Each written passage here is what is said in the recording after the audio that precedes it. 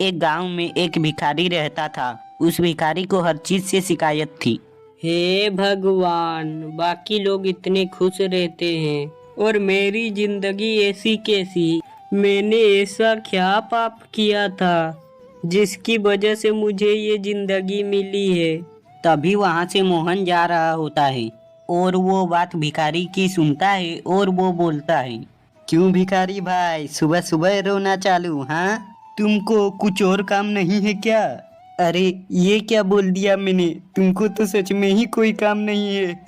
कितनी अच्छी तो जिंदगी है, लोगों के पैसे में जीते रहो, खाओ पियो सो जाओ, किसी की टेंशन नहीं, किसी के लिए कुछ करना नहीं। अब इससे अच्छी जिंदगी क्या देगा तुमको ऊपर वाला? देखो मोहन, मैं भगवान से बात कर रहा था। तुम तो भगवान नहीं हो और ना ही मैं तुमसे कुछ मांग रहा हूँ, तो तुम्हें ज्यादा बोलने की जरूरत नहीं है। अब जाओ यहाँ से। हाँ हाँ, मैं तो जा ही रहा हूँ, मुझे तो बहुत काम है, क्योंकि मैं मेहनत करके खाता हूँ ना। चलो अब मैं अपने काम पर चलता हूँ। इसका कुछ तो करना ही पड़ेगा, बहुत जबान चलाने लगा है। मोहन रास्ते से जा ही रहा होता है, तभी उसे कोई धक्का दे देता है और वह गिर जाता है। बाप रे बाप, बहुत जोर से चोट लग गई, लेकिन मैं यहाँ गिर कैसे गया? अभी कहाँ चोट लगी है तुझे? चोट तो अब लगेगी, बहुत बोलता है ना तू। चुड़ैल इतना बोलकर उसकी जबान खींच लेती है। इसी जुबान से बोला था ना, अब जाकर कैसे बोलेगा सबसे?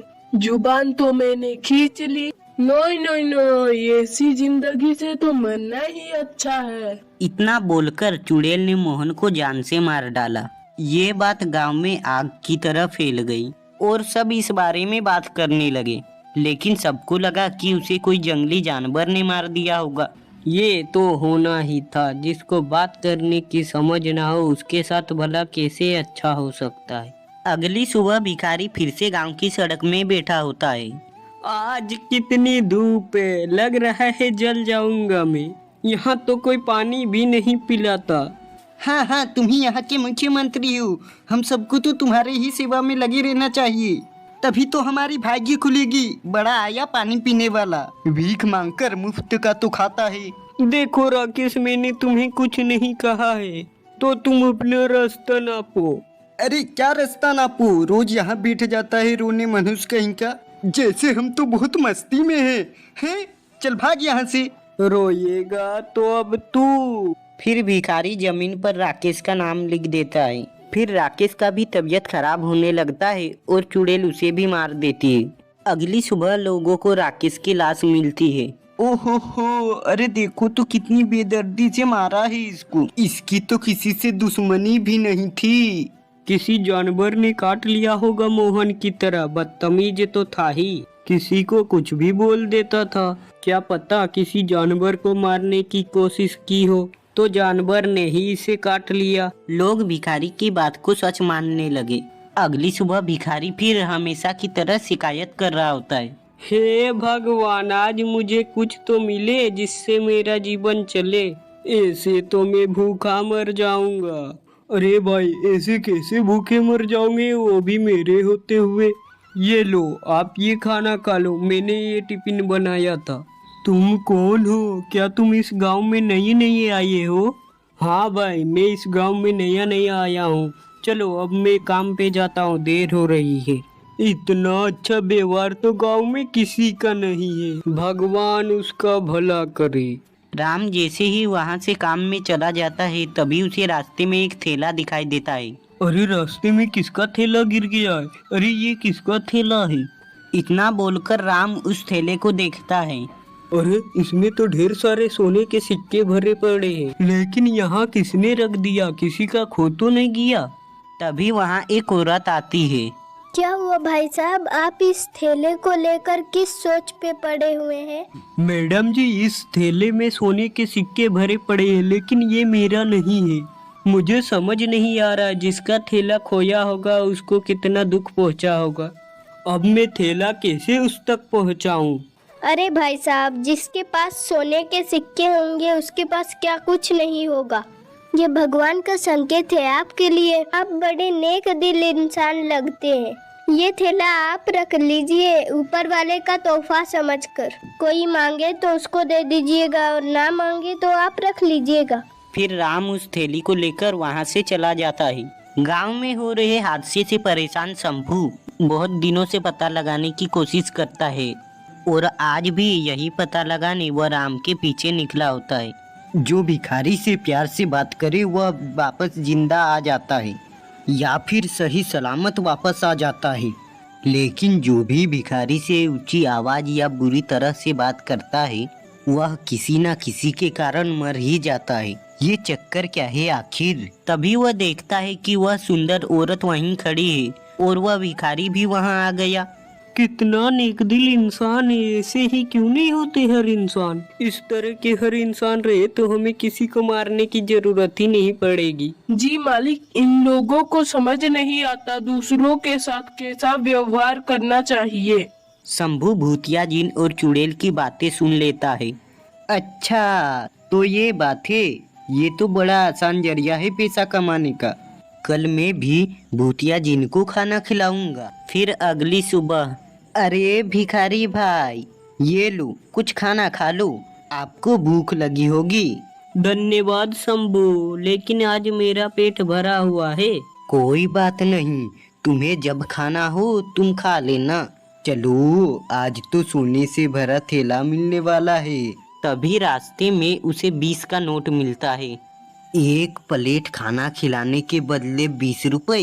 भिखारी ने तो मुझे भिखारी समझ लिया। इतना किया और कुछ फायदा भी नहीं। तभी वह भिखारी वहां आ जाता है और शंभू से कहता है, अरे भाई शंभू, अच्छा हुआ तुम यहीं मिल गए। क्या तुम मेरा सहायता कर सकते हो? सहायता करने के बदले तो ये दिया, 20 ही रुपए में और सहायता लेने चला आया। अरे ओ शंभू भाई, बताओ ना, क्या तुम मेरी सहायता कर सकते हो? बताओ, अगर कर पाया तो कर दूंगा। वो क्या है ना, मुझे मेरे गांव जाना है तो मुझे 1000 की जरूरत है। अगर तुम मुझे दे देते हो तो बहुत बहुत मेहरबानी होगी। वापस आते ही मैं तुम्हारे पैसे लौटा दूंगा। चल हट, मुझे पागल समझा है क्या? उस राम को तो तूने सोने से भरे सिक्के दे दिए और मुझे 20 रुपए, ऊपर से मेरे से ही 1000 और मांगने चला आया। चल भाग यहाँ से, मेरा दिमाग खराब कर दिया है सुबह सुबह। मेरे पास कोई 1000 रुपए नहीं है तुम्हें देने के लिए, भिखारी कहीं का। तभी वहाँ पर एक भयानक चुड़ैल प्रकट हो जाती है। अरे मालिक, ये तो एक अच्छा इंसान है, इसने तो आपको खाना खिलाया था ना। अब आप आराम कीजिए मालिक, अब मेरा काम है। इतना बोलकर चुड़ैल शंभू को जान से मार देती है। मालिक चलो यहाँ से, अब किसी दूसरे गांव चलते हैं। इतना बोलकर चुड़ैल और भूतिया जिन किसी दूसरे गांव चले जाते हैं। एक समय की बात है, जब एक गांव में एक छोटा सा परिवार रहता था। उस परिवार में मोहन और उनके माँ बाप रहते थे। मोहन ही अपने माँ बाप का देखभाल करता था। उसके पास काफी जमीन था जिस पर मोहन खेती किया करता था। पूरे घर की जिम्मेदारी उसके ऊपर ही थी, जो वो काफी अच्छे से निभा रहा था। जब एक दिन मोहन बाजार जा रहा था तो एक एक्सीडेंट में मोहन की मौत हो जाती है। तभी उसके गांव का एक लड़का हरी उसे अस्पताल ले जाता है और वह मोहन के माँ बाप को फोन लगाता है और सारी बातें बता देता है। हे भगवान, ये क्या हो गया? और मोहन के माँ बाप हॉस्पिटल आते हैं तो उन्हें पता चलता है कि मोहन की मौत हो गई है। हे भगवान, ये क्या हो गया?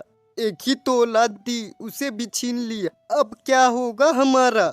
आप रोइए मत बाबूजी, मैं भी तो आपके बेटे जैसा ही हूँ ना। मोहन ना होने से मोहन के माँ बाप अकेले हो जाते हैं। उन्हें समझ नहीं आ रहा था कि वह अपना जीवन यापन कैसे करे। बड़ी मुश्किलों से वह अपना एक एक दिन बिता रहे थे और ऊपर से एक दिन एक जमींदार का आदमी उसके घर पर आकर खड़ा हो जाता है। कोई है क्या घर में? कौन है? अंदर आ जाओ। अरे भाई, कर्जा देने का इरादा है या नहीं?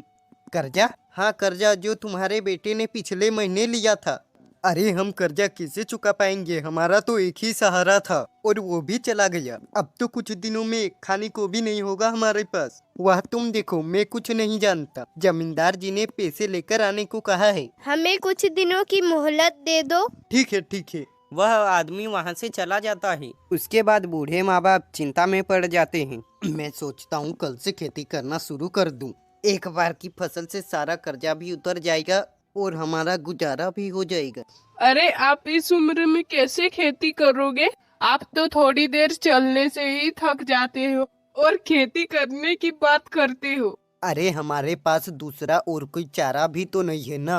अगर कर्जा नहीं चुकाया तो जमींदार हमारा खेत घर सब पर कब्जा कर लेगा। अगले दिन बूढ़ा आदमी खेत में काम करने जाता है और थोड़ा सा काम करने पर उस बूढ़े आदमी की हालत बहुत खराब हो जाती है और वह बहुत थक भी जाता है। वह पास में जाकर बैठ जाता है।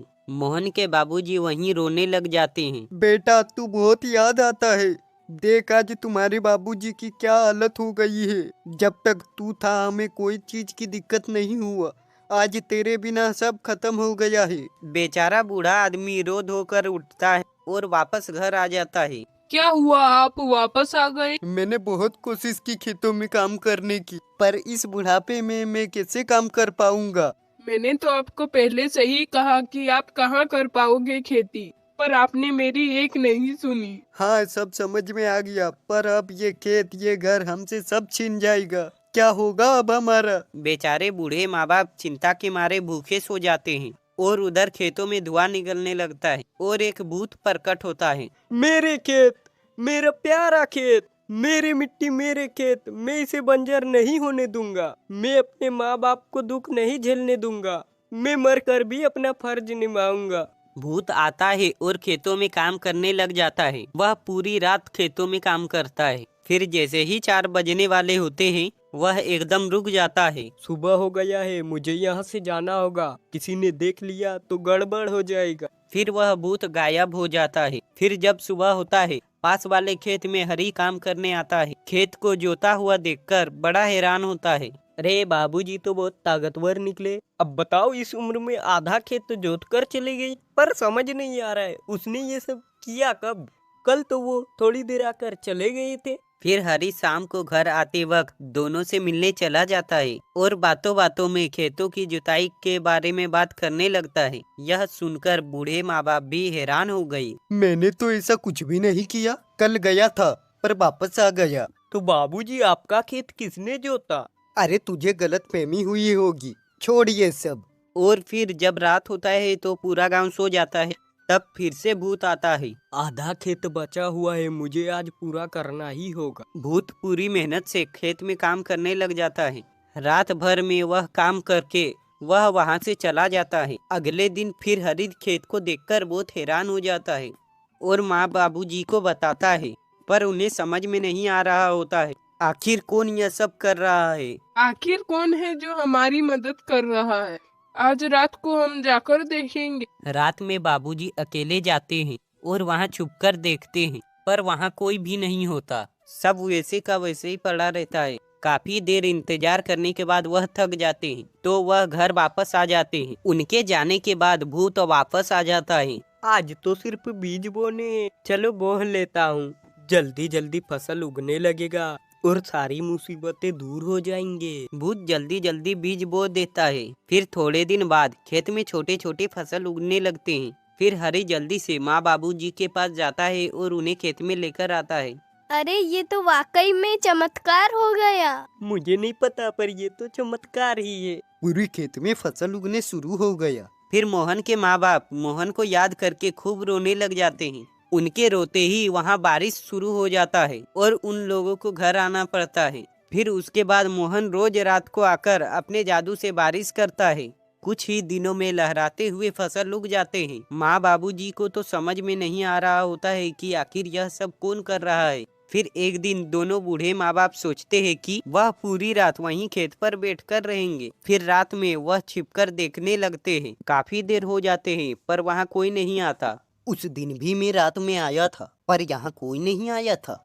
अरे आप थोड़ा सब्र रखिए, जो भी आता है वो देरी से आता होगा ताकि उसे कोई देख ना सके। और वह दोनों वहीं रात में खड़े रह जाते हैं। अब भूत के आने का समय हो गया था। तभी भूत वहाँ पर आ जाता है और वो दोनों उसे देख लेते हैं। कितना अच्छा फसल हुआ है।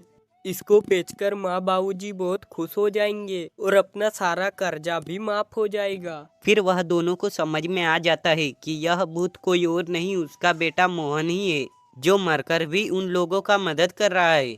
फिर वह दोनों उसके पास जाते हैं। तब तक भूत गायब हो जाता है।